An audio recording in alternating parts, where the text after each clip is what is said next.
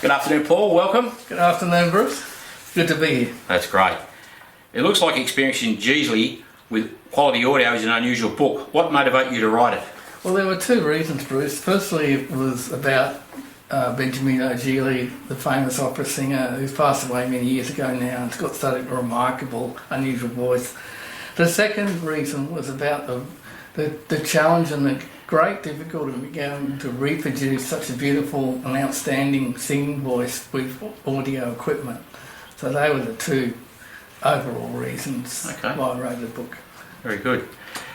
Why give human voice and singing prominence, and why place it in front and centre of your book? Yeah.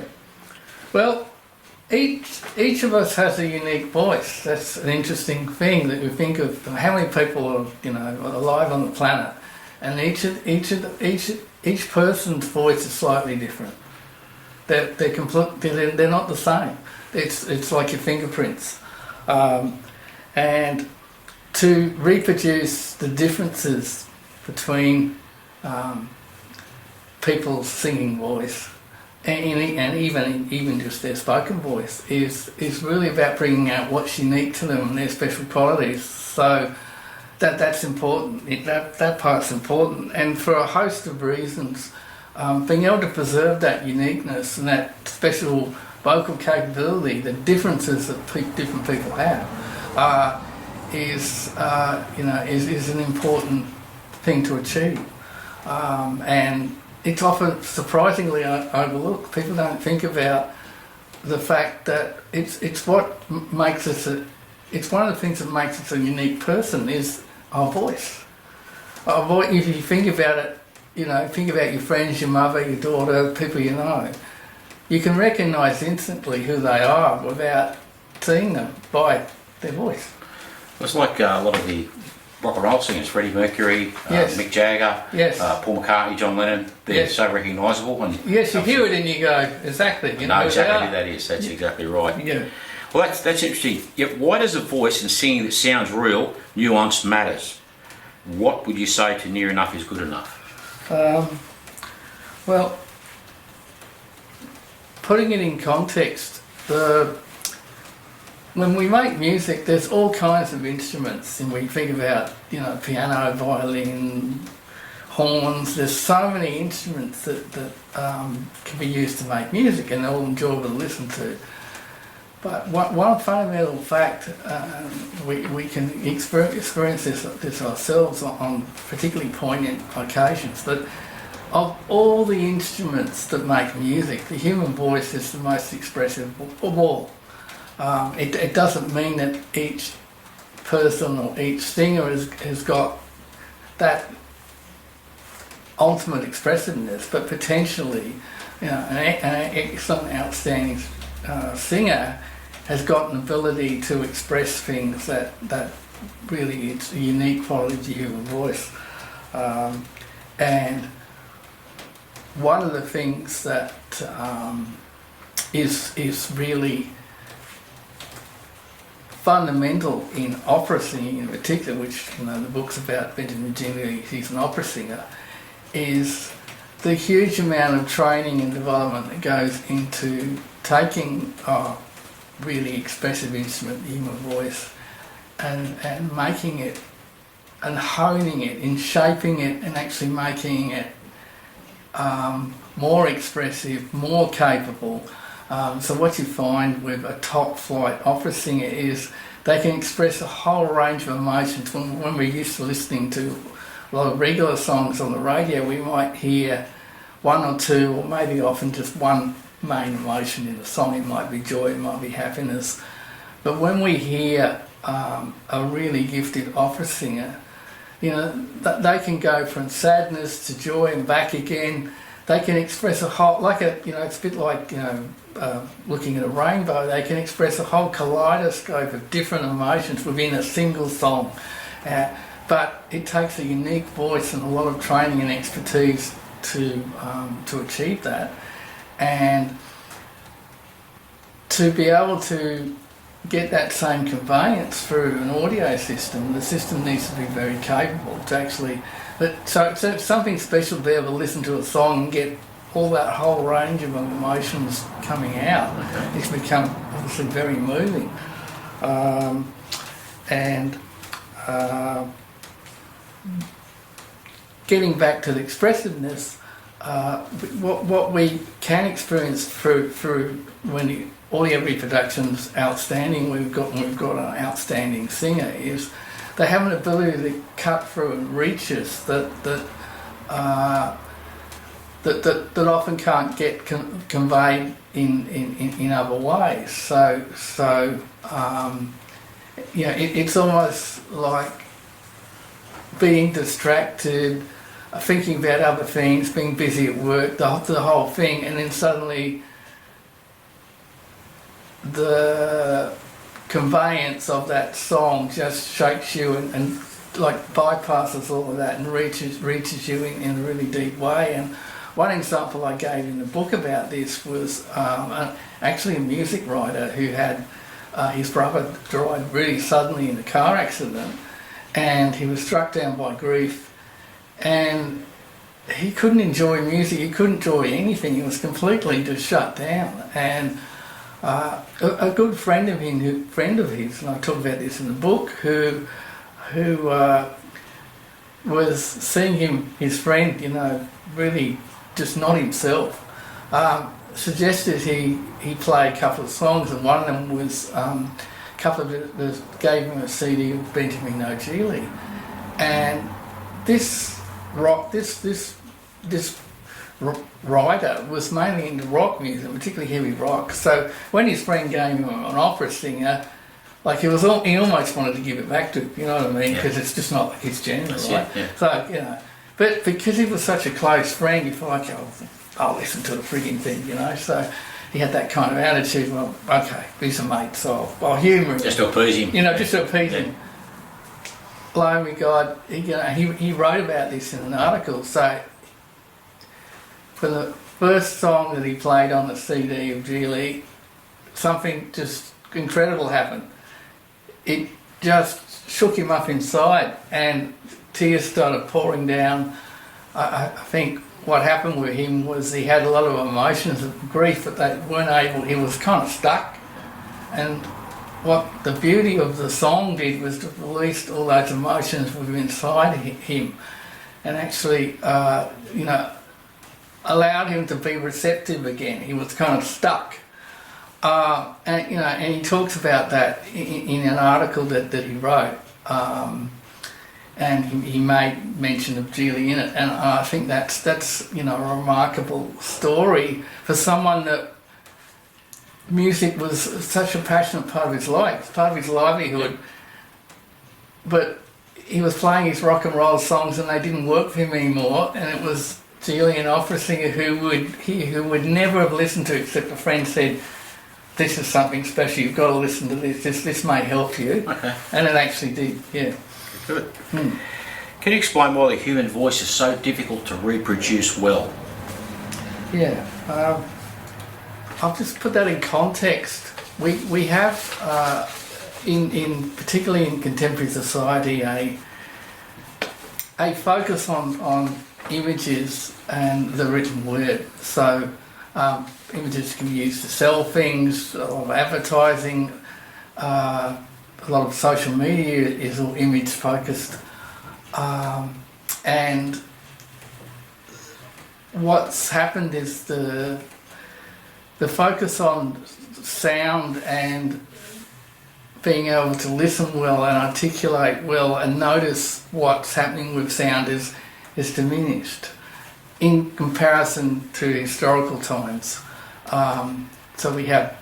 So what that means for the challenges of reproducing the human voice well is historically early radio and early audio, because a lot of it was about the spoken voice, and there was more emphasis on sound and listening than there is now, because we've got lots of other visual media. Yeah, that's right. Media.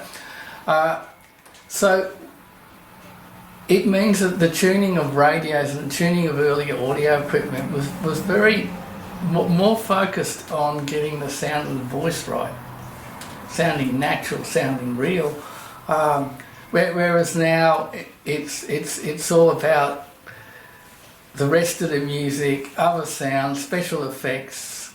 The sound of the human voice is become of much lower importance, and it's kind of not noticed because we're not focusing on it as much. So it also means the design of audio equipment that some of the designers they haven't really put a lot of emphasis on listening. You think they would, being designing audio equipment. Yeah, that's exactly right. You would, but if they really thought about or really reflected on what they were doing, you question how well they're listening. Take, for example, where we have a recording. You can have a recording of say, several voices at the same time with music. Take, for example, you have a lead singer and you have several backing singers. Well, going back to what I said at the beginning of this talk, each human voice is unique. So how can we have a recording where the three voices sound pretty much the same? The lead singer and the two backing singers sound very, very much the same. How can that be a good recording? How can that be a good reproduction when we know that each human voice is unique? It can't be. So if they were listening and they didn't notice that, then that's a problem with their listening. Or if they did notice that, why, if they had pride in their concern for music, why would they release that? And also, why would they build audio equipment where all the voices sound the same? Yeah, that's a fair point too. Yeah. So that goes back. So that's the kind of reason, and that there is an assumption I was going to come to, which I've learnt myself through writing this book and doing a lot of audio experiments, and also talking to two people which produce two of the systems that are discussed in my book. The assumption is that in audio in general, is that when we design audio, we design for music. So music's got all kinds of instruments in it. So there's been standard audio tests done. One of them is called flat response, 20 to 20,000, which looks at being sure we get an even response. So if the response is even across those frequency restraints, we can expect a piano, we can expect a bass guitar, we can expect a flute, we can expect all kinds of things to sound level and even. So the assumption is that if we get some of those, there are other technical tests, so if we get those basic tests right, then the human voice will just go along with that. And I might have thought that a long time ago as well, but it sounds reasonable. Like we basically do those general tests, and then the human voice is it's just another instrument, so why wouldn't it just fall into line? If we get the piano and the other instruments sounding right, why wouldn't the human voice sound right? Well, so the simple idea is that the human voice just comes along for the ride. That's the assumption that we give in the brain. But the actual fact is that it doesn't. And I'll give you an example. I've heard quite a number of really high-end systems that are extremely capable. They produce music in a far more evocative, far more lifelike way than many people have ever heard. I'm talking about systems that often cost over $1 million. And I heard one in Brooklyn in New York, for example, one of them. So it becomes a real surprise when you hear those systems and the piano sounds so lifelike, the guitar sounds so lifelike, lots of the instruments just sound spookily real. And then the human voice comes on and it just loses the plot. It doesn't sound good at all. And you would kind of think, well, how can that happen? So that's one of the things that, is also behind the book is, that big question, how come? How on earth can that happen when you're getting a lot of the other instruments in music working really well, and you're much to the delight of the person that might own the equipment. You go, doesn't the guitar sound good? Doesn't and then the voice comes on, it just spoils the whole thing. Yeah. So the human voice, reproducing that well is something a bit more challenging. You know, there's as I've said in answer to the earlier question, it's something that hasn't been focused on because we've moved the emphasis away from the voice and singing from the focus we had historically. So the fact that we may not be producing it well, you know, often case it doesn't really get noticed because, and then people aren't always listening to music that well either. So they're just listening. They hear a bit of the bass guitar, they hear some of the instruments and the catchy tune, and the fact that the singer might not be particularly capable, or the singing may be poor, they don't really notice it, and they may not even care about it. But when you hear a really beautiful, capable singer, and that's reproduced well, it's a vastly different experience than just hearing some of the other instruments. So the backstory around the book is this is an endeavour that's really worthwhile. It's really worthwhile to bring the quality of the human voice and the singing voice back in to be experienced, you know, in a richer, fuller way. Yeah. What do you mean by the Emperor's go-no clothes? Yeah. I mean that the idea behind the Emperor's no clothes is that, you know, something looks to people that it's complete, it's covered over. So what we mean by that in terms of singing is it's quite possible that people think that the singing voice is being reproduced well because it's all about what is average, what people often experience. So their standard of what good singing sounds like can be at a really low level. So it can be a shock for someone to actually hear the human voice reproduced really well because it's uncommon. So they might go, oh, my system, or they might think, oh, look, you know, there's not a problem, you know, the singing sounds great in my system. And then if they got to hear a top flight system that reproduces human voice, you know, say they heard a couple of songs on their system and they went to one of these really capable systems which aren't very common, and they heard the same song again, it's vastly different. It's like hearing a song completely differently, but particularly if it's a really capable singer and the recording is good, it's vastly different. It's like all different sound systems. Yes. Yeah, as you just said. Yeah. The better the sound system, the better the reproduction. Yes. And obviously today's sound systems are much, much better Yes. than what they were 30, 40, 50 years ago. Yeah. Why do you refer to Mount Everest? Well, I use the analogy of Mount Everest because it's a symbol and a real thing that most people around the world, regardless of where they live, know about Mount Everest, and they know it's the tallest mountain in the world. So it's a universal symbol, and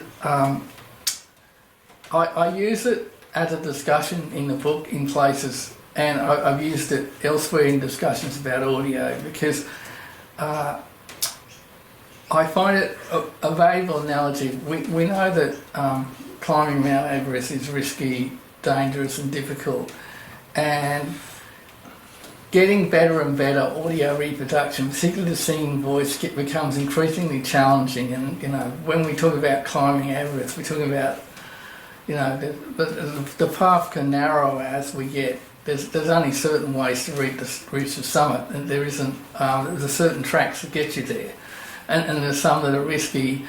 If you go off course, you basically risk, you know, tumbling down, and the same thing happens with audio development, audio design. Is in the attempt to get better and better audio reproduction, particularly the singing voice. What can happen is you make some changes, you retune, you introduce new parts, you change the design, and it's quite possible and can often happen that you go backwards in that attempt. So, and undo all your previous work, you go way backwards.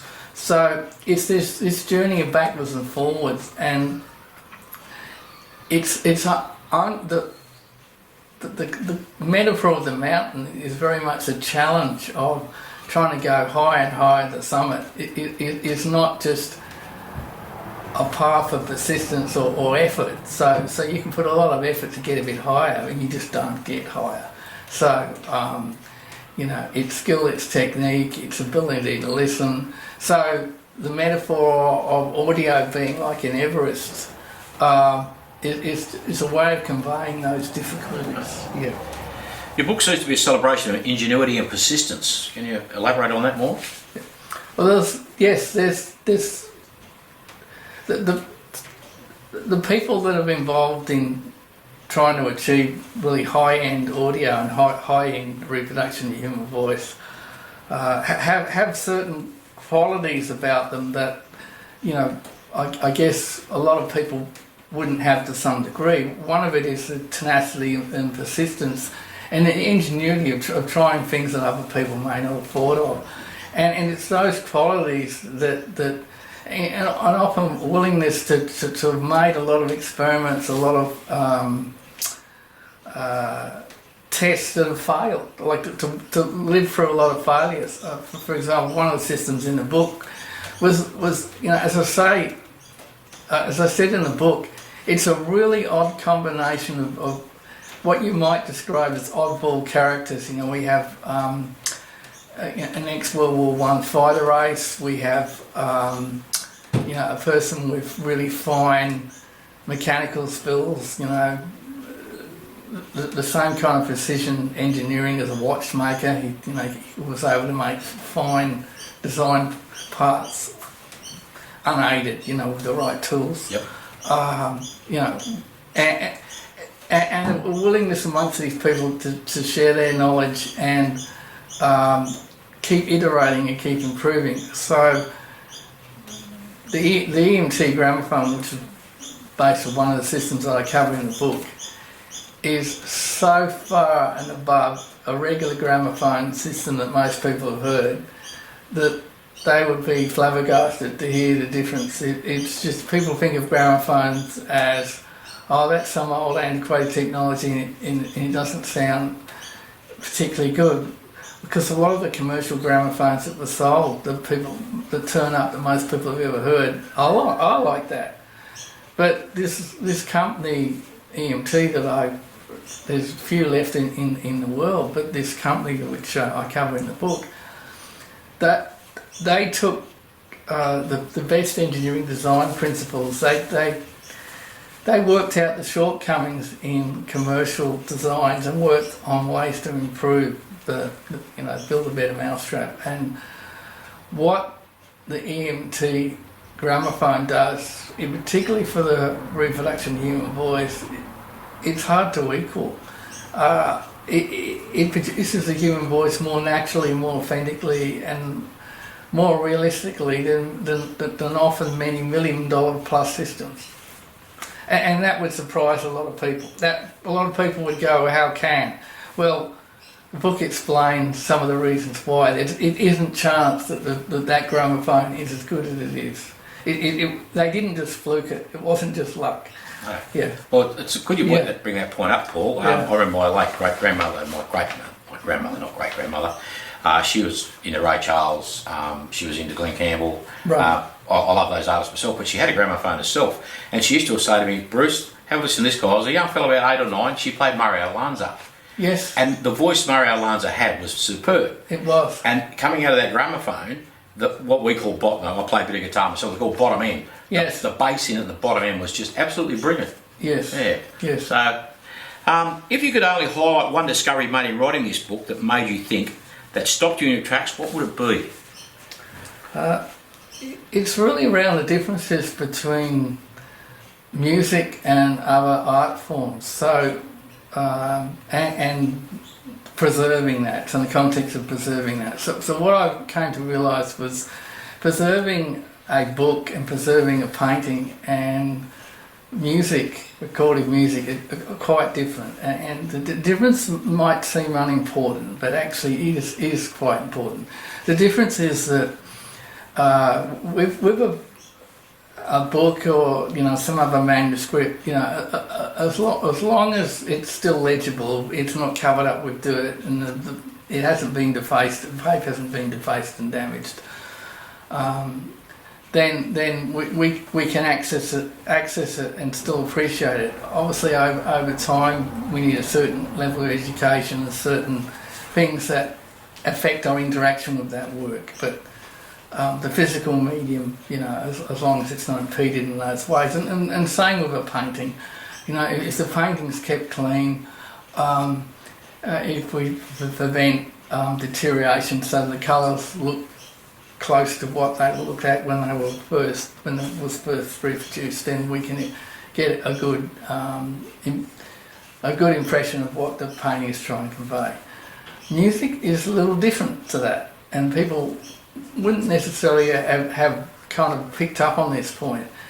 The thing about music is, recorded music is, it doesn't exist independent of our interaction with it. So by the act of playing it back, and you can't play music unless you have a piece of equipment to play it back on.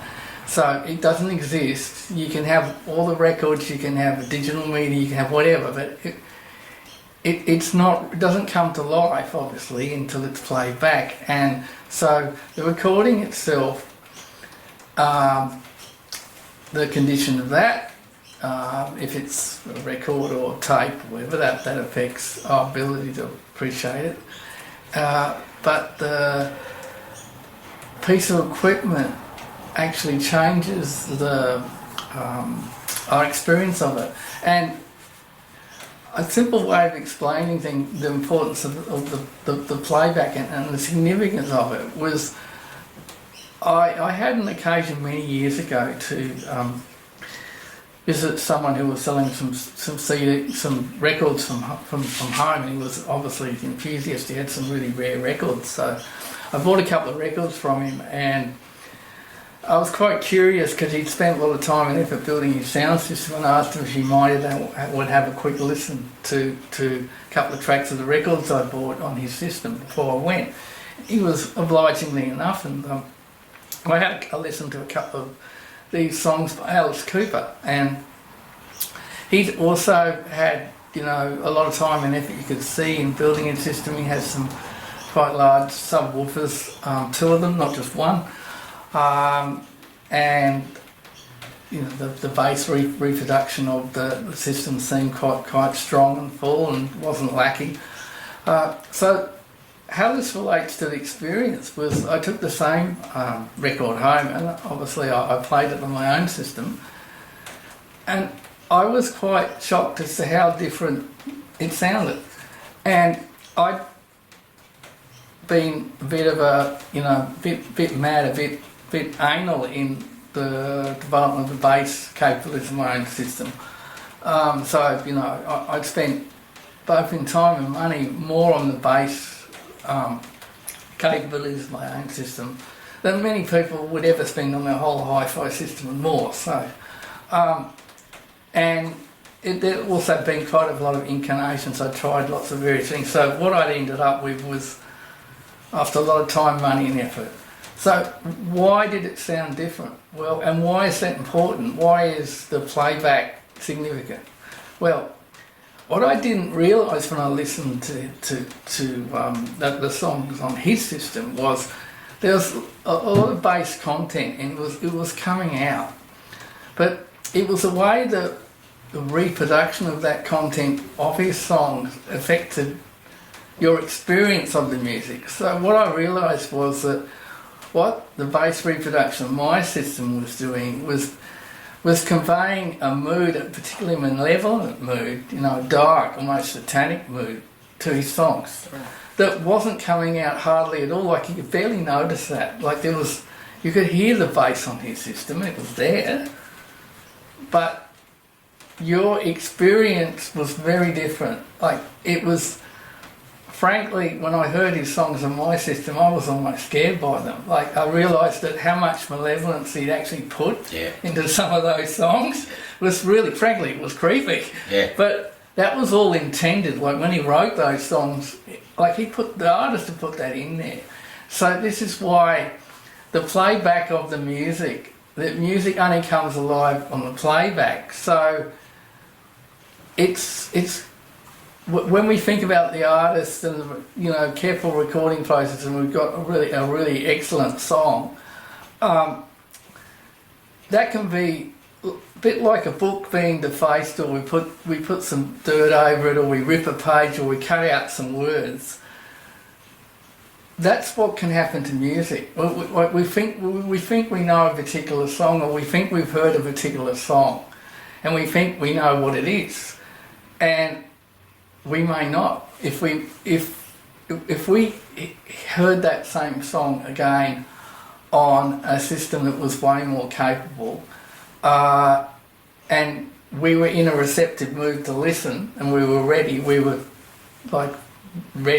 listen. If we weren't distracted, we weren't thinking of other things, we could find that the experience is so different from what we, so there's often artists put these layers of meaning and this expressiveness in their music that can get lost.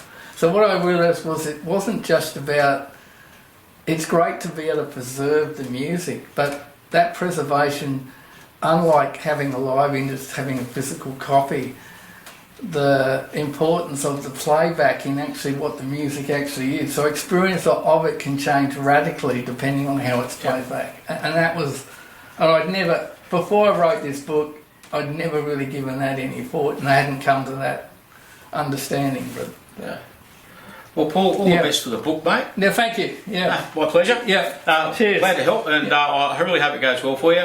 Thank you. Myself, I'm into music myself, as you probably know. Yes. I'm more a rock and roll guy. Yes. I've been lucky to go to a few recording studios around the world. Went to Sun Studios in Memphis, which I think you indicated you've been to. Yes, I've been to too. And yes. it was a really interesting thing. Well, way back in the 50s, what was that, nearly over 60 years ago? Yes. The technology they had then, and you hear those recordings today, and they still sound pretty good. Well, one thing that stands out for me, you would have done the Sun Studios tour, was when they put that first demo track that Elvis made on. So this was a guy that hadn't, he'd sung in the church there in Chiplo. I visited there too. Yep.